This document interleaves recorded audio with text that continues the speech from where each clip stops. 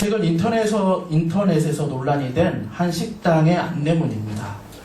여러 명이 함께 와서 개인별로 결제하는 이른바 각자 계산이 안 된다고 그런 안내문을 써붙였습니다. 이를 두고 합리적인 소비를 막는다는 비판이 제기되고 있는데, 그렇다고 식당 주인들도 할 말이 없는 것은 아니라고 합니다.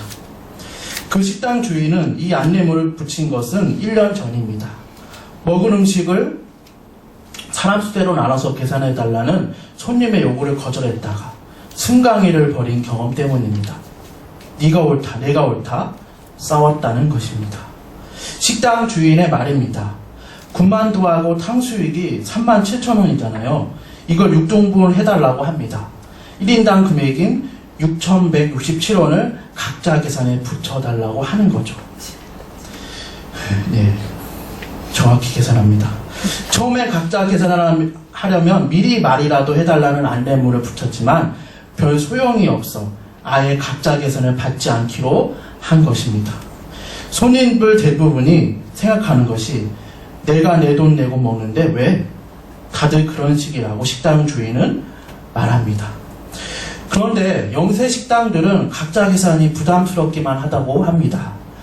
7, 8명이 각자 계산을 요구하면 만약 그때 다른 팀이 몰려오면 순식간에 아수라장이 돼서 운영을 할 수 없다고 합니다. 영세 상인들이기 때문에 그 카운터에 한 명을 계속 두기에는 인건비가 너무 들어간다는 것입니다. 이런 현상에 대해 불황으로 인해 고객의 얇아진 지갑이 갈등의 원인일 수 있다는 지적이 있었습니다. 이른바 더치페이 n분의 1 각자 계산이 문제를 야기하긴 했지만 각자 계산 자체는 참 공평해 보입니다. 전체가 먹은 양을 각자가 똑같이 공평하게 부담하는 것, 그리고 내가 먹은 음식값은 내가 계산하는 것. 그런데 이렇게 각자 계산으로 인해 문제를 복잡하게 만들지 말고 누가 한턱 쏘면 깔끔해질 것 같습니다. 누가 넉넉하고 자비로운 마음으로 베풀면 참 보기 좋을 것 같습니다. 그렇다고 너무 한 명만 부담을 지우지 말고 전체가 다 돌아가면서 여유가 있는 사람부터 각자의 형편에 맞게 베푸는 것도 다른 차원의 공평한 모습일 것 같습니다. 그러나 매일매일 베풀어도 경제적으로 아무런 타격이 없고 자비로운 마음이 차고도 넘쳐서 각자의 형편에 맞게 풍성하게 채워주는 관대한 사람이 있습니다. 안타깝게도 우리 시대에 그런 사람은 없고 오늘 함께 읽은 본문 말씀에 나오는 포도원의 주인입니다. 이 포도원 비유에서 포도원의 주인은 하나님을 가리킨다고 합니다. 모든 것이 하나님의 것이기에 하나님의 것을 가지고 하나님의 뜻대로 하는 것이 공평한 것이고 선한 것입니다. 그런데 하나님의 것을 가지고 하나님의 뜻대로 공평하게 선하게 베푸시는 것은 구원입니다.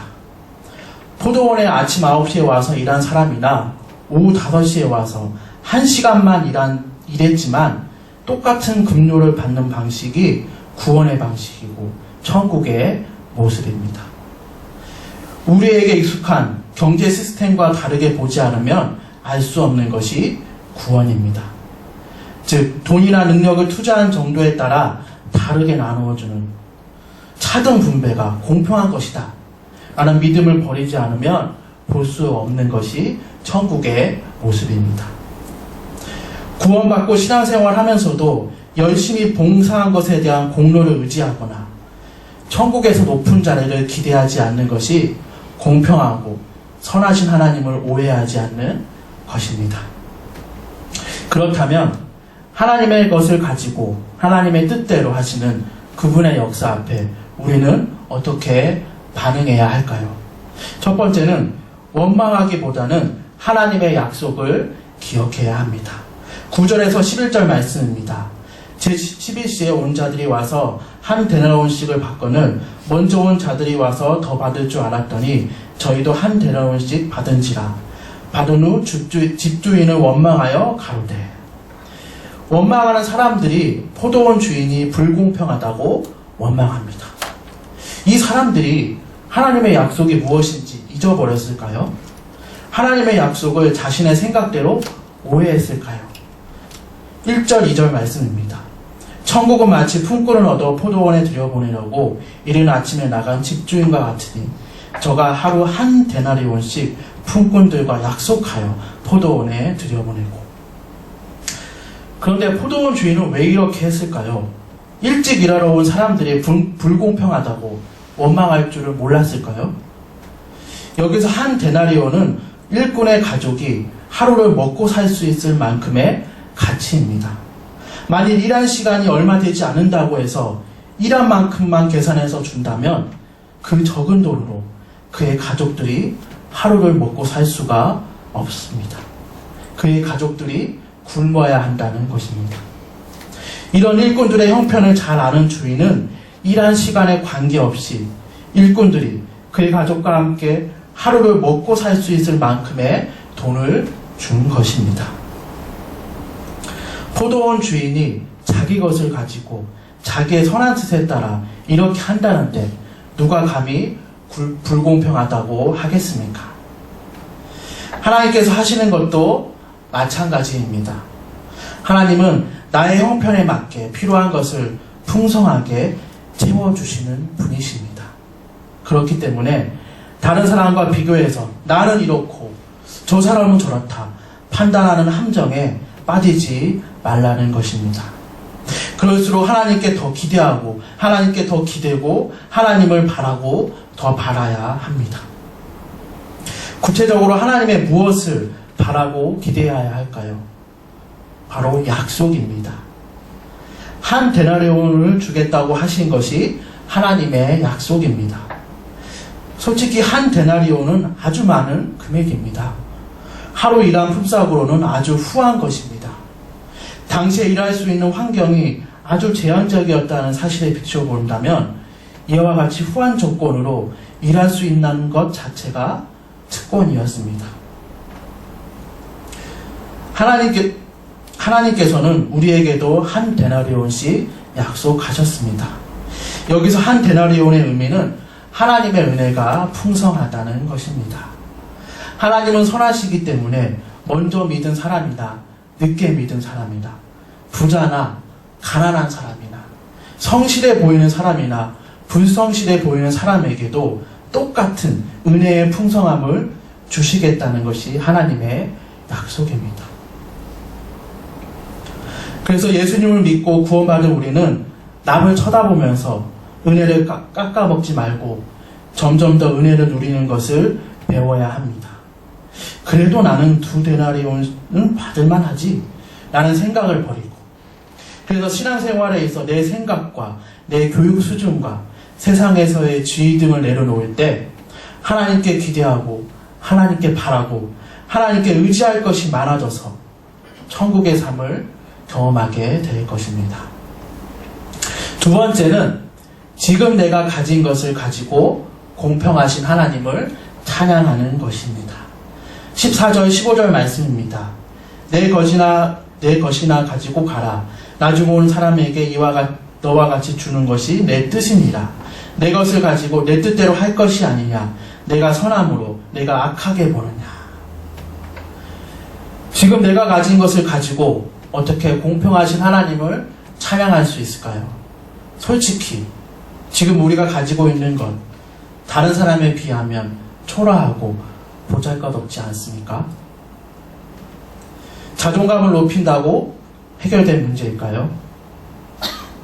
지금 내가 가진 것이 남과는 비교될 수 없는 하나님이 주신 것이라는 생각을 그래서 가져야 합니다. 지금 내가 가진 것이, 지금의 내 모습이 공평하신 하나님을 찬양할 제목이라면 어떠한 찬양을 들으시겠습니까? 나 가진 재물은 없으나, 나 가진 지식 없으나, 나 남에게 있는 건강이 있지 않으나, 나 남이 없는 것 있으니, 나 남이 못 본 것을 보았고, 나 남이 듣지 못한 음성 들었고, 나 남이 받지 못한 사랑 받았고, 나 남이 모르는 것 깨달았네. 공평하신 하나님이 나 남이 가진 것 없지만 공평하신 하나님이 나 남이 없는 것 갖게 하셨네. 이 찬양을 아시나요? 이 찬양의 가사는 송명희 시인이 작사했습니다. 그녀는 뇌성마비로 평생을 살아야 했지만 공평하신 하나님을 깨닫고는 그러한 하나님을 찬양하는 가사를 지었습니다. 나는 몸이 멀쩡하면서도 불평만 하고 찬양하고 있지 못하구나 라는 자책을 하라는 것이 아니라 지금 우리의 모습에 대해서 감사하자는 것입니다.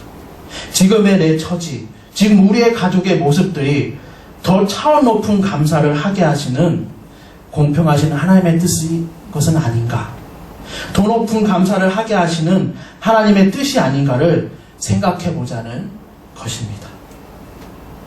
지금 우리의 모습이 하나님의 우리의 형편에 맞게 풍성하게 채워주시는 모습임을 믿습니다. 더욱이 남과 비교될 수 없는 공평한 하나님의 역사임을 믿습니다. 비록 우리의 생각에 힘든 점도 있고 아프기도 하고 지치고 피곤하기도 하지만 그것들을 넘어서야 하나님의 뜻을 볼 수 있지 않습니까? 그래서 오늘도 내일도 공평하신 하나님을 찬양하는 우리 모두가 되기를 바랍니다. 마지막 세 번째는 하나님의 기준을 갖는 것입니다. 16절 말씀입니다. 이와 같이 나중된 자로서 먼저 되고 먼저 된 자로서 나중되리라. 이것이 하나님 나라의 모습이고 하나님의 기준입니다. 남과 비교하며 하나님의 불공평하다고 느끼는 한 젊은 남자의 이야기입니다. 그가 하는 말입니다.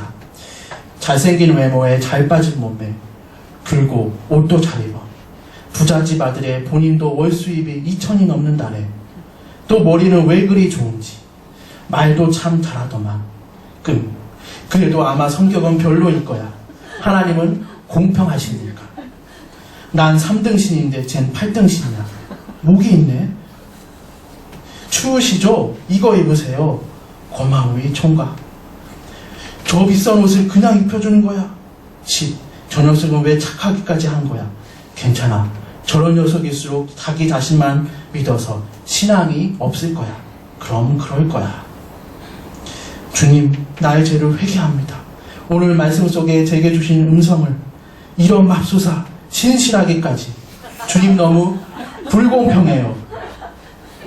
그래서 하나님이 말씀하십니다. 어허 녀석, 난 공평하게 창조했고 여전히 내 눈에 다 소중한데 왜 저런 걸로 비교하고 절망하지? 하나님의 기준으로 보면 분명 우린 공평합니다. 하나님의 눈으로 나를 보고 남을 봐야 합니다. 우리가 남과 비교하면서 열등하게 의식하는 것들이 하나님의 기준에서는 아니라는 것입니다.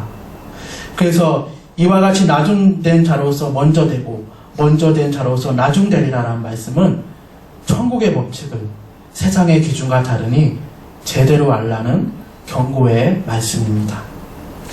그래서 지금 잘 되고 있다고 교만하지 말고 지금 잘 안 되고 있다고 포기하지 말라는 것입니다.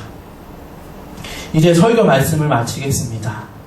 하나님의 것을 가지고 하나님의 뜻대로 하는데 우리가 어떤 불평과 원망을 할 수 있겠습니까?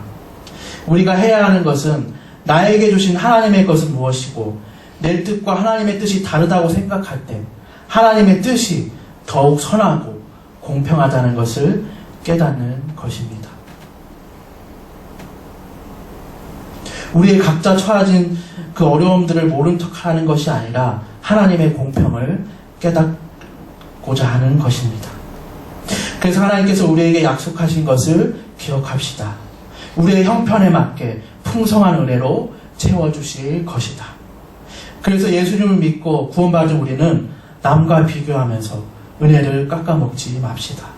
대신에 점점 더 은혜를 누리는 것을 배웁시다. 그리고 신앙생활에서 내 생각과 나의 교육 수준과 세상에서의 지위 등을 내려놓으며 하나님께 기대하고 하나님께 바라고 하나님께 의지할 것이 많아져서 천국의 삶을 경험하는 우리가 되기를 바랍니다. 지금의 내 처지, 지금 우리의 가족의 모습들이 더 차원 높은 감사를 하게 하시는 공평하신 하나님의 뜻입니다. 또한 지금의 우리의 모습이 하나님이 우리의 형편에 맞게 풍성하게 채워주시는 모습입니다. 비록 우리의 생각에 힘든 점도 있고 아프기도 하고 지치고 포기하고 싶지만 그것들을 넘어서야 하나님의 뜻을 볼 수 있기에 오늘도 내일도 공평하신 하나님을 찬양하는 우리 모두가 되기를 바랍니다. 이와 같이 나중된 자로서 먼저 되고 먼저 된 자로서 나중되는 것이 천국의 법칙입니다. 그래서 지금 잘 되고 있다고 교만하지 말고 왜 이렇게 안 되지? 라고 생각할 때도 포기하지 않는, 그래서 이러한 하나님의 기준으로 승리하는 우리 모두가 되기를 간절히 바랍니다.